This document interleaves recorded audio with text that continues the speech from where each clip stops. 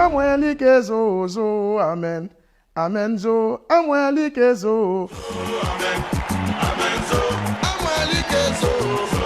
Amen. Amweli kezo zo, amen. L'histoire de cette chanson, on est contacté par la Fédération ivoirienne de football pour écrire une chanson pour les éléphants, chanter l'hymne. Et j'avais voulu tellement changer les choses. Pourquoi toujours chanter pour eux? Est-ce qu'eux-mêmes ne peuvent pas se rendre hommage à travers une chanson? Donc j'ai demandé à la Fédération de faire chanter les joueurs. J'ai dit, je vais écrire les paroles, je vais écrire les mélodies, je vais donner tous les thèmes. Et puis chaque joueur va venir, on va placer. Et on arrive à Paris avec Blé Olivier, qui était l'arrangeur. On fait toute la musique, je fais toute la chanson. Et dans la chanson, on dit, à tel endroit, c'est Eboué qui va chanter. À tel endroit, c'est Tiéné. À tel endroit, c'est Zokora. À tel endroit, c'est Didier Drogba. Et ce jour-là, comment on appelle, les éléphants jouaient contre, je crois, la Roumanie en France. Donc, juste après le match, on les a mis dans un bus. J'ai même convaincu Idriss Diallo, à l'époque, qui coordonnait pour le club, Idriss et Malik Toué.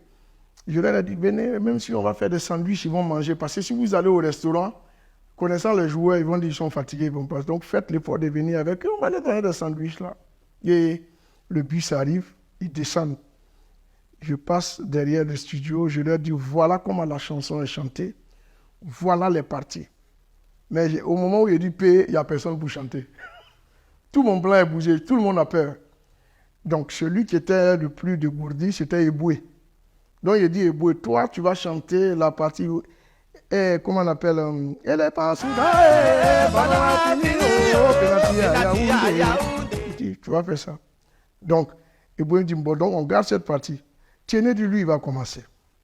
Donc Tiéné, lui, il vient, lui, il va commencer avec ce qu'ils ont commencé. Là, okay, il peut terminer. Il dit, Capi, Didier Drogba, il dit, toi, tu vas faire quoi? Lui, il dit, il va faire, même s'il n'y avait pas gardé, ça n'est pas rentré. Il était donc, chacun choisit sa partie, il passe derrière le studio et il chante. Mais il y a Zokora qui arrive. Il aime le show, il aime l'ambiance, mais ça ne rentre pas. Zokora fait, ça ne rentre pas. Zokora fait, ça ne rentre pas. Il dit, bon, frère, tu es fort dans le ballon, hein. Mais à faire des chansons, là, ça va être compliqué.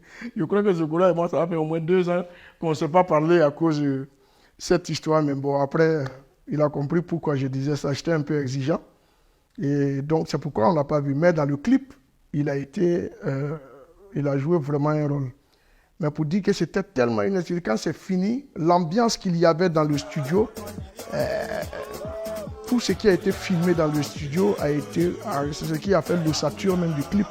Parce qu'il n'y avait que ça dans le clip. Et j'ai vu une équipe épanouie. Et souvent, je me pose la question, est-ce qu'on pourra refaire ça un jour? Parce que c'était une grande équipe avec tous ces grands joueurs qu'il y avait, des joueurs de Chelsea, des joueurs de Liverpool, des joueurs de Manchester, des joueurs du PSG. C'était vraiment la grande époque.